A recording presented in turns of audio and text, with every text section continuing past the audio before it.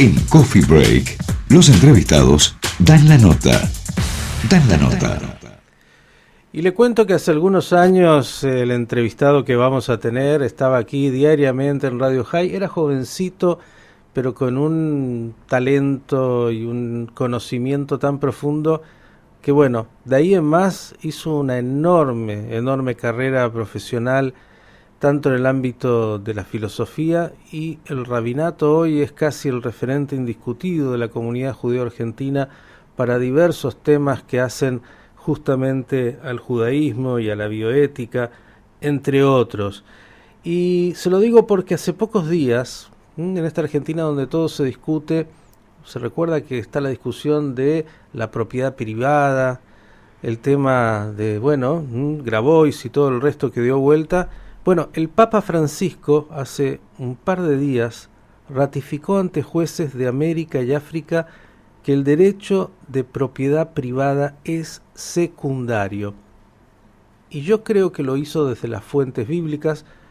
Y vamos a preguntarle al rabino Slagen sobre esto que está con nosotros. Querido rabino, ¿cómo le va? Un placer como siempre saludarlo.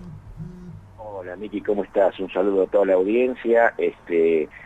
Todo lo que dijiste es verdad, pero me dolió el que hayas dicho mucho más joven, pero es verdad, es descriptivo. Todos éramos más jóvenes, es un hecho de la realidad. Objetiva. Muy objetivo, absolutamente. Rabino, díganos sobre estas declaraciones del Papa, que traté de comprenderlas en su contexto. ¿Qué es lo que tendría usted para contarle a la audiencia respecto de la visión del judaísmo en relación a la propiedad privada y algunas cosas más? Sí, a ver, en principio muchas gracias por contactarse conmigo. Yo la verdad que no, o sea, no sé lo que quiso decir el Papa, yo no soy exégeta de él, ni siquiera soy católico, digamos, ¿no es cierto? Ahora, yo no sé lo que quiere decir un derecho secundario. Lo que creo que quiso decir y que tiene su base bíblica es que la propiedad privada no es un derecho absoluto, es decir, no es un derecho inalienable. Por esto hay bases bíblicas directamente en el Levítico 25-23, cuando habla de Shinat Yobel, del año de jubileo, dice que justamente la tierra no puede ser vendida a perpetuidad y que en el año del jubileo retorna a su antiguo adquiriente. Es decir, que nadie puede adueñarse de forma absoluta de una tierra o de una posesión, ¿no es cierto?, más allá de que la haya comprado. Ahora, de esta ley comienza ya en todo nuestro acervo cultural talmúdico a discutirse, por ejemplo, el tema de la expropiación, que yo creo que a eso, digamos, nos referimos en esta nota. Ahora, para esto habría que estudiar durante 6 meses los 3 tratados talmúdicos más importantes al respecto, que es Baba Kamá, Baba Metziá y Baba Batra. Pero resumiéndolo en tiempos radiales, lo que podríamos decir es lo siguiente. Una persona puede, de forma específica y voluntaria, otorgar los derechos que tiene para usar su propiedad sin límite de tiempo hacia el público. Y se considera que el público ha adquirido estos derechos, ¿no? Y no tiene, incluso el propietario, derecho a revocar este acuerdo. Esto es lo que nuestros sabios llaman Meitzar Sheikziku Boda Rabin. Es decir, es, por ejemplo, un camino, un atajo, ¿no?, que el público ha tomado posesión, pero que su propiedad era de otra persona, pero que donó ese derecho. Ahora, muy bien. Hay otras categorías también, por ejemplo, que es si el propietario simplemente vio que la gente estaba caminando o usaba como estacionamiento su propiedad, un terreno baldío, por ejemplo, o lo usaba como atajo, y nunca les impidió hacerlo, porque realmente no tenía ningún uso para la propiedad en ese momento.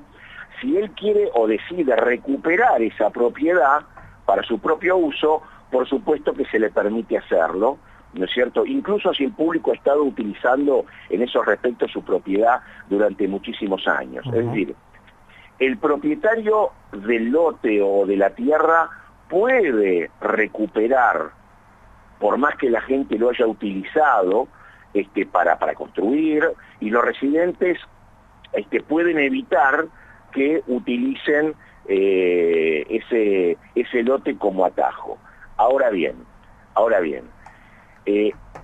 solo se puede, en la halajá, solo se puede considerar que pertenece al público si hicieron un acto en la propiedad que generalmente solo se realiza con la aprobación del propietario, y el propietario está al tanto de ese acto y permanece en silencio.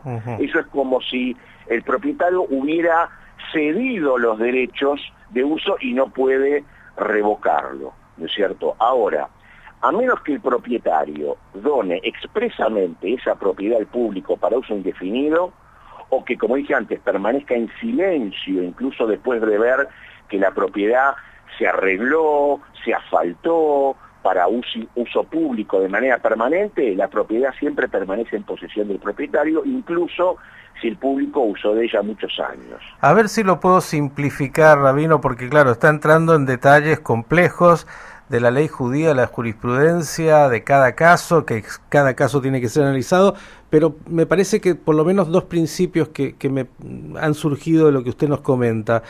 Por un lado, el derecho a la propiedad privada, que es lo que se viene discutiendo. Cuando alguien tiene una propiedad privada, le pertenece, a ese propietario que, por los motivos legales que corresponda, tiene esa propiedad, que la ha adquirido, que la ha trabajado, etcétera, etcétera.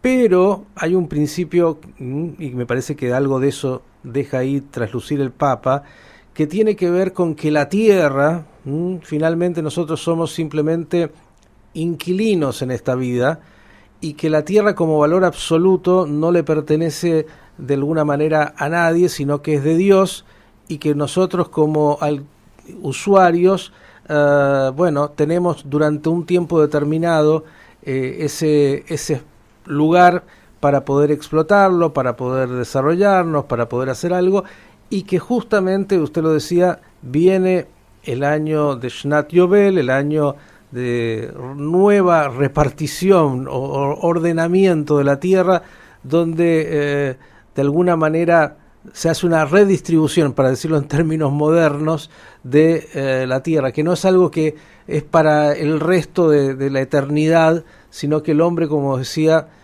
simplemente es un arrendatario a partir de lo que Dios le da. ¿Algo de eso se podría sintetizar de alguna forma? En el judaísmo no existen derechos, existen preceptos, pero como correlato al precepto, se podríamos decir que el derecho de propiedad privada surge a través del precepto de no robar, es decir, de no tomar ilegítimamente lo que es ajeno, ¿no es cierto? Y ahí sí podemos entrar en lo que en el tema tan discutido hoy, que es el tema de la expropiación, que en el judaísmo existe, y eso ya está desde el libro de Shmuel, cuando el pueblo judío le exige un rey, y Shmuel le dice que el modus operandi del rey judío y su gobierno va a ser justamente que puede tomar campos, que pueden tomar viñedos, olivares, cuando van a la guerra, permitirles tomar posesión de estos lugares si no hay otra fuente de sustento, pero, y ahí el Rambam, por supuesto apoyado en la Guemará también, en el Talmud, en sus Ilhot Melahim, en sus leyes de reyes, dice, por supuesto que el rey, en cuanto al Estado, puede expropiar para uso o bien público o seguridad nacional, que son los únicos dos motivos por el cual el Estado puede expropiar, ¿no?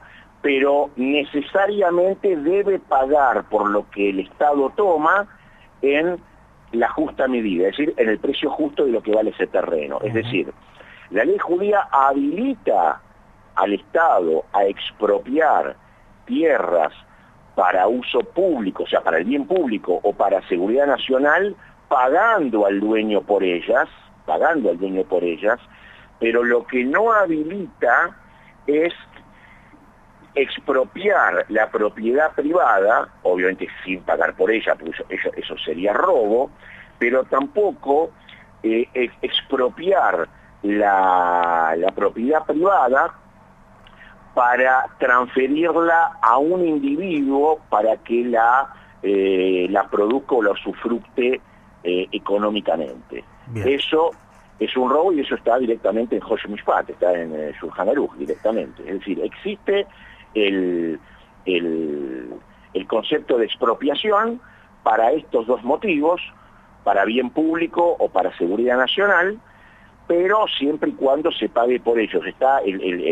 Todo esto sale también del caso paradigmático en el Naj, en la parte de profetas, que es el caso de Ahab y Nabot. Ahab como rey que quería adueñarse de una huerta que tenía Nabot, que la tenía al lado del palacio donde está él, y Nabot se niega, por más que Ahab le dice, mira, te lo pago, o incluso te doy a cambio esta tierra, una tierra mucho mejor. Y Nabot se niega y Izebel, la esposa de Ahab, lo manda a matar.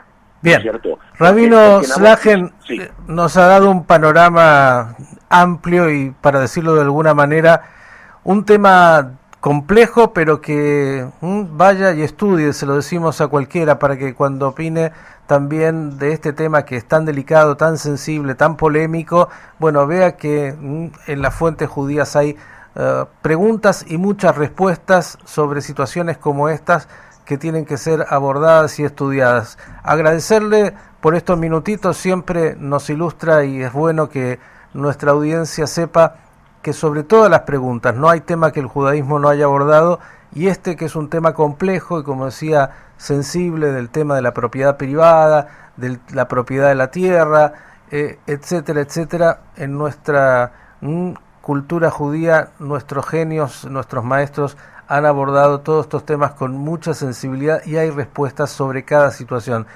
Nuevamente gracias y hasta la próxima. Muchas gracias a ustedes. El rabino Fischel Slagen, director de Cultura de AMIA, aquí en Radio High.